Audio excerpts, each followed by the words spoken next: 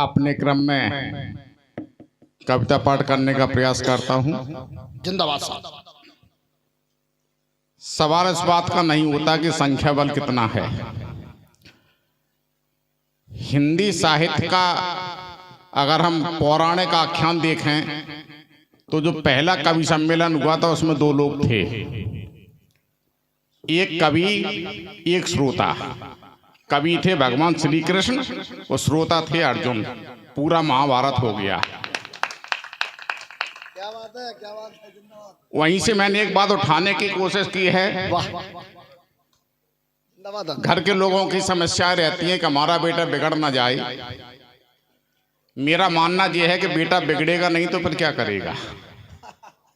हर चीज की उम्र होती है।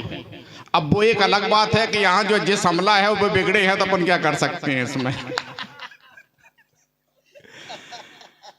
कि मुसलसल हादसों से मन सभी का ऊब जाता है। क्योंकि कविता का अब वो चरम बिंदु है। चुटकुले खूब हो गए, कुछ कविताएं भी हुई हैं, कुछ कविताएं और हो जाएं। मंच का भी मैं ध्यान चाहूंगा, इसलिए कि मैंने मंच के जितने भी कवि हैं अभी तक सभी को सुन लिया है और मैंने इन कवियों की उन कविताओं पर भी ताली बजाई जो अपनी समझ में नहीं आई। इसलिए निवेदन है कि लोग तालियां बजाएंगे और वैसे भी बजाएंगे कि अगर मुझे छोड़ दिया जाए तो इस मंच पर राम राहुल से लेके अभिषेक अमर तक मुझे छोड़ दो। जितने भी कवि कवियत्री पीछे बैठी हैं सब राष्ट्रीय स्तर की हैं, मैं अकेला अंतर्राष्ट्रीय स्तर का हूं। एक बार आदरणीय प्रेम जी ने पूछा कि निराला जी आप तो बहुत घूमते फिरते रहते हो, थोड़ा ये बता सकते हैं कि बोट और जूते में क्या अंतर है। प्रेम जी ने पूछा कि निराला जी ये बता दो कि बोट और जूते में क्या अंतर है। मैंने कहा भाई साहब अत्यंत सामान्य बात है। बोट जब पड़ते हैं तो गिने जाते हैं, जूते नहीं गिने जाते। क्या बात है। क्या हो गया मुर्सानी जी, टिके क्यों बैठे? हमने कहा था कम पढ़ो। जिंदाबाद जिंदाबाद। बात एक हो जाती है कि नेता लोग अपने यहाँ आते हैं।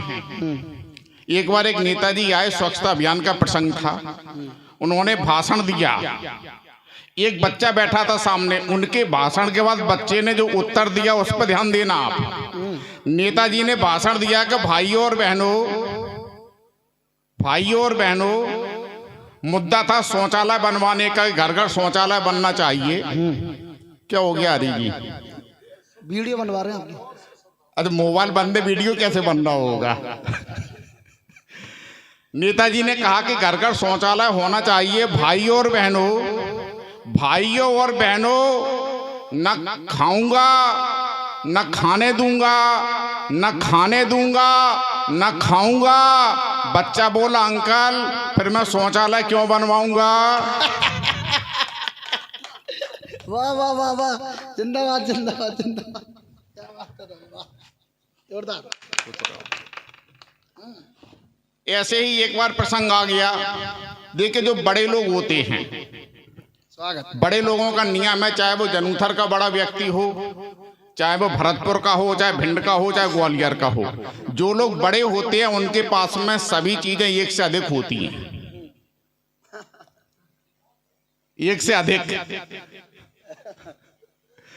अब बड़े लोग, हरि जी भी बड़े हैं, उम्र में बड़े हैं, पद में बड़े रहे हैं, सेवानिवृत्त हो गए हैं, कि तुम हो बड़े आदमी, तुम पर कपड़े बहुत पड़े होंगे।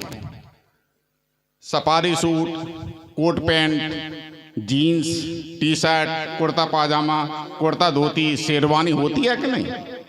यानी तुम हो बड़े आदमी, तुम पर कपड़े बहुत पड़े होंगे,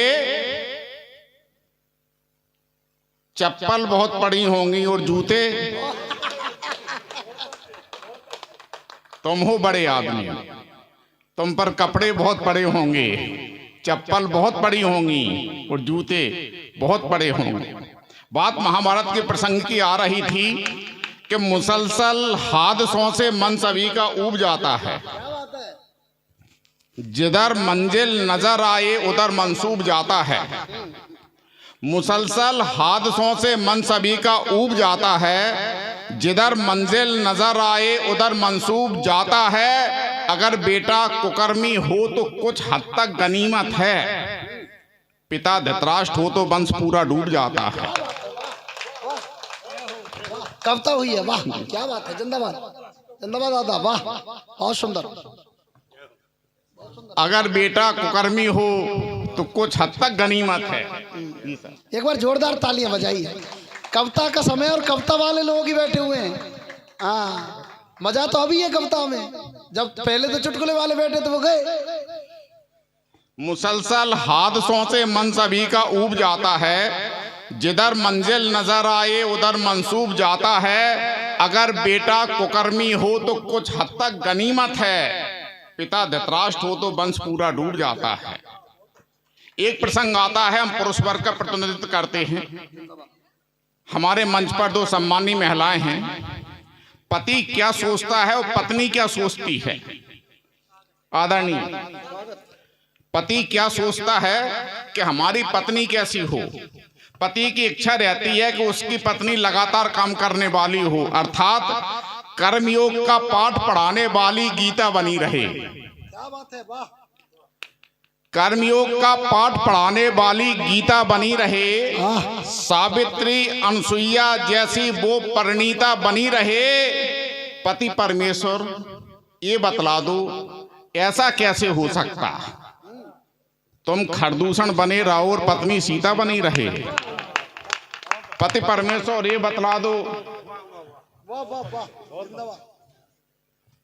थोड़ा सा मंच से मैं निवेदन करूंगा, कार्यक्रम समापन के बाद में ये घंटे अपन मंच पर बैठ सकते हैं आपस में बात करने के लिए, कहीं कोई हर्ज नहीं है। हाँ जी, चलिए चार पंक्तियां और निवेदित करता हूं कि कोई भी फैसला हो बाद में उसको लिखा जाए। कोई भी फैसला हो बाद में उसको लिखा जाए।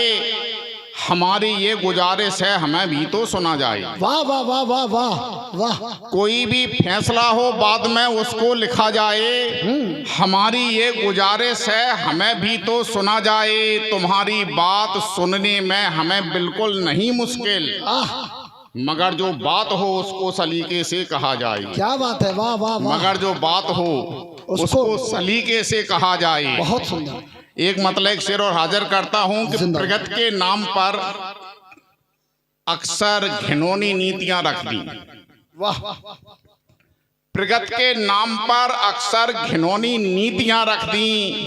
यहाँ भूखों के आगे वादों की ये रोटियां रख दी। वाह क्या बात है, जिंदाबाद। प्रगति के नाम पर अक्सर घिनौनी नीतियां रख दी। यहाँ भूखों के आगे वादों की ये रोटियां रख दी। हिफाजत थी बहुत अच्छी अलीगढ़ के लगे ताले। क्या बात है, वाह।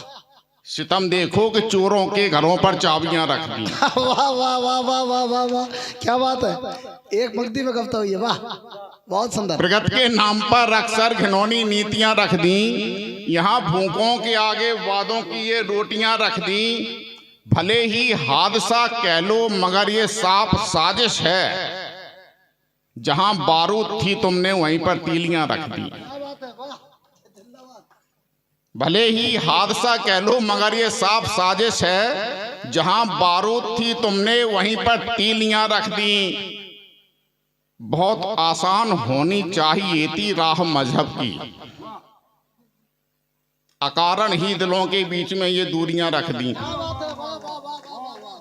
बहुत आसान होनी चाहिए थी राह मजहब की, अकारण ही दिलों के बीच में ये दूरियां रख दी। एक मतलब एक शेर और हाजिर करता हूं कि बाद में बेशक लबो रुखसार की बातें करो। लब कहते ऊंट को, रुखसार कहते गाल को। राम राहुल जी जिंदाबाद। कि बाद में बेशक लबो रुखसार की बातें करो, किंतु पहले भूख और लाचार की बातें करो। वाह। बाद में बेशक लबो रुखसार की बातें करो, किंतु पहले भूख और लाचार की बातें करो। निस्फ आबादी अभी है भुखमरी के दौर में, वाह और वो ये कह रहे श्रृंगार की बातें करो। क्या बात है, वाह। निस्फ आबादी अभी है भुखमरी के दौर में, और वो ये कह रहे श्रृंगार की बातें करो। इस हुकूमत का लहू तो बर्फ की मानिंद है, आहा, ऐ यदि वो आज फिर अंगार की बातें करो। क्या बात है, जिंदाबाद। इस हुकूमत का लहू तो बर्फ की मानिंद है, ऐ यदि वो आज फिर अंगार की बातें करो। बाद में बेशक लबो रुखसार की बातें करो, बहुत सुंदर भैया, किंतु पहले भूख और लाचार की बातें करो। जिंदाबाद।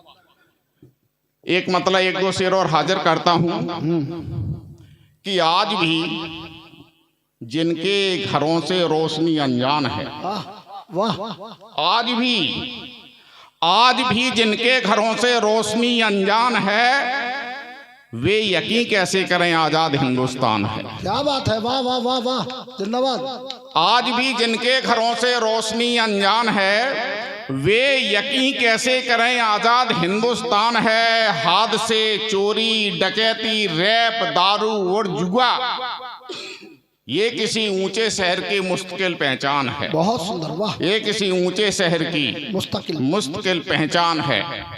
एक मतलब एक शेर और हाजिर करता हूं। स्वागत भाई साहब। उड़ गया दिमाग से, कोई बात नहीं, दूसरा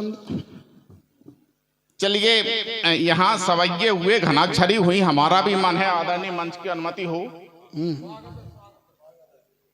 अच्छा देखिए, ये घनाक्षरी सुन लीजिए पहले। अच्छा, इस घनाक्षरी में एक मसला है। निभा चौधरी जी, अंशु जी, इसमें मसला ये है कि पति तलाक का केस लगाता है अदालत में, तमाम आरोप लगाता है कि हमारी पत्नी ऐसी है, हमारी पत्नी वैसी है। अदालत का नियम होता है कि जज साहब दोनों पक्षों को सुनते हैं, उसके बाद में फैसला देते हैं। बस आप अंतिम पंक्ति पर देखिए कि पति के तमाम आरोपों का जवाब पत्नी ने जिस रूप में दिया उसका आनंद लीजिए।